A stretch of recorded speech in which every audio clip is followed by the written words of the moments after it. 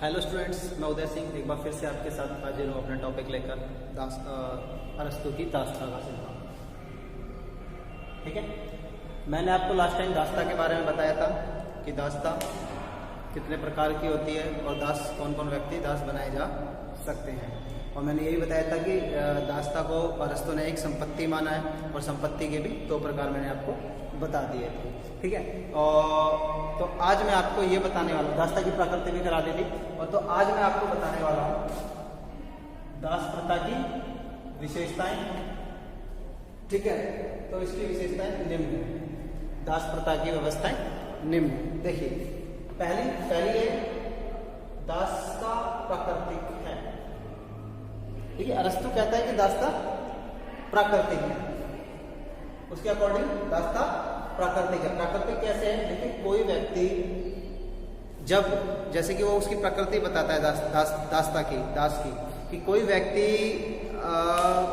है तो मनुष्य, परंतु है अपने विवेक और बुद्धि के कारण स्वयं अपना नहीं किसी और के ऊपर निर्भर है, तो वह दास है। तो वो कहता है कि ऐसे सभी व्यक्ति क्योंकि समाज में मौजूद है, जो व्यक्ति क्या नाम है किसी दूसरे के ऊपर डिपेंडेंट रहते हैं और दूसरे की ही बातों को मानते हैं, अपना खुद का विवेक इस्तेमाल नहीं करते हैं, कहते हैं ऐसे सभी व्यक्ति क्या हैं? दास हैं, ऐसा अरस्तु कहता है। ठीक है, नेक्स्ट है युद्ध का आधार। देखिए, वह दास्ता को युद्ध का आधार भी कहता है। अरस्तु कहता है कि जो व्यक्ति युद्ध में हार जाते हैं, जो सैनिक, उन्हें दास बनाया जा सकता है। किसके द्वारा? विजित लोगों के द्वारा।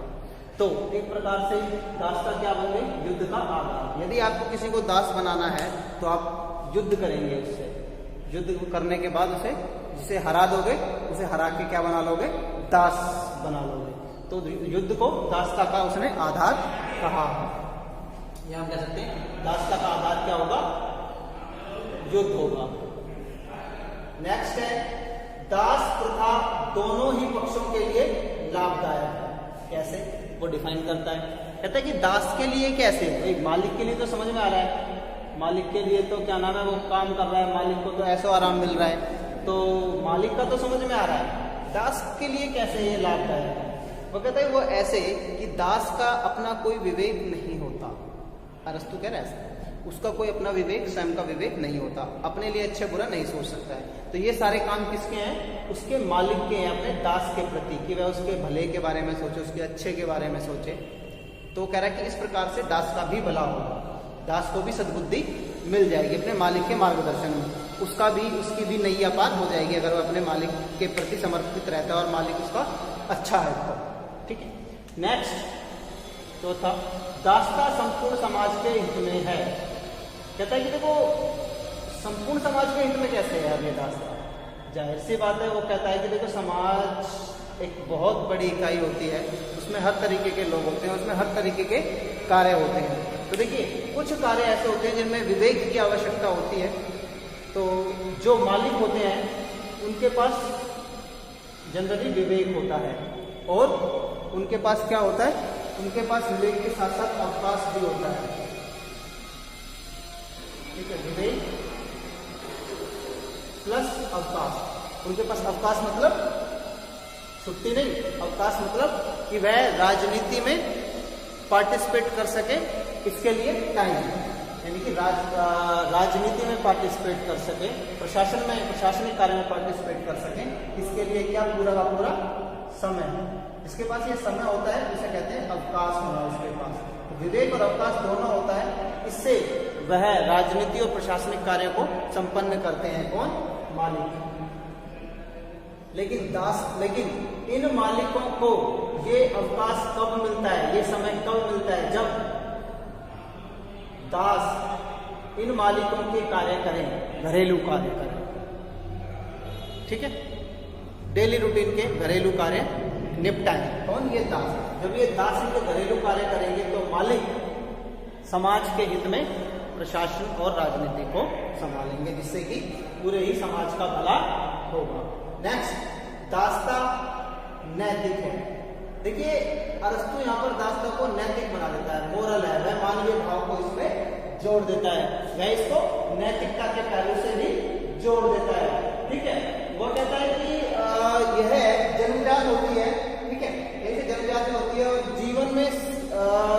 संयम रखने के लिए भी इसको कहता है कि एक संयम होना चाहिए दास के प्रति और मालिक के प्रति एक दूसरे का। तो इस प्रकार से उसको वह नैतिक भी बनाने की कोशिश करता है। कौन? अरस्तु। ठीक है, तो ये जो कुछ इसकी विशेषताएं हैं, तो साथ ही इसकी कुछ आलोचनाएं भी लोगों ने दी हैं कि भैया इसकी कुछ आलोचनाएं भी हैं। ठीक है, आलोचनाएं जैसे कि देखिए, आलोचनाएं एक और इम्पोर्टेंट बात, ये आलोचनाएं कुछ वर्तमान संदर्भ में भी की गई हैं। उस टाइम का जैसा समाज रहा होगा, उस टाइम में दास प्रथा इंपॉर्टेंट रही होगी और दास प्रथा के कुछ आलोचनाएं उस टाइम नहीं हुई होंगी, लेकिन आज इसकी बहुत सी आलोचनाएं गिनाई जा सकती है। सबसे पहली आलोचना तो यही है लोकतांत्रिक है। कैसे? देखिए, लोकतंत्र में सभी लोग समान होते हैं, समानता का अधिकार पढ़ा है ना आपने मौलिक अधिकार में, आर्टिकल 14 से लेकर आर्टिकल 18 तक। उसका स्पष्ट उल्लंघन है स्वतंत्रता के अधिकार का, आपके मौलिक अधिकार का। तो आप ये पहले ही सेंटेंस में ये कंडेम कर देंगे, आज देखते ही से मना कर देंगे, it's a bad thing. Next, जातीय अहंकार का प्रतीक। क्या कहता है अरस्तु? यूनानियों को युद्ध में हारने के बाद भी गुलाम नहीं बनाया जा सकता। इट मीन्स जो यूनानी है यानी कि जो उनकी जाति है वो क्या है? श्रेष्ठ है। क्या है? श्रेष्ठ। तो जातीय श्रेष्ठता का एक अहंकार पनप जाता है। कुछ लोग देखे होंगे ना, आज भी अपने नाम के पीछे अपनी जो कास्ट होती है, जो रेज होती है, उसका बड़े अहंकार पूर्ण इस्तेमाल करते हैं। मैं फलाना सिंह, मैं डिमका सिंह टाइप से। तो ये वो अहंकार ही होता है, जातीय अहंकार। और वो यूनानियों में भी था उस टाइम पे, और यह ब्रिटेन के ब्रिटिश में भी है, अंग्रेजों में भी यह अहंकार है। अंग्रेजों को यह अहंकार है कि हमने पूरी दुनिया पर राज करा है, हमसे ज्यादा श्रेष्ठ कोई नहीं है, उन्हें यह अहंकार है। और हमारे यहाँ पर भी, हमारे हिंदुस्तान में भी जो वर्ण व्यवस्था है, उसमें जो इस वर्ण व्यवस्था के ऊपरी पायदान पे है, उनके अंदर भी अमूमन यह जातीय अहंकार देखने में पाया जाता है। ठीक है, नेक्स्ट है सउद्देश्यता के सिद्धांत के विरुद्ध। सउद्देश्यता के सिद्धांत के विरुद्ध है। सउद्देश्य का सिद्धांत क्या कहता है? ये वाला सिद्धांत क्या कहता है जिसके विरुद्ध है?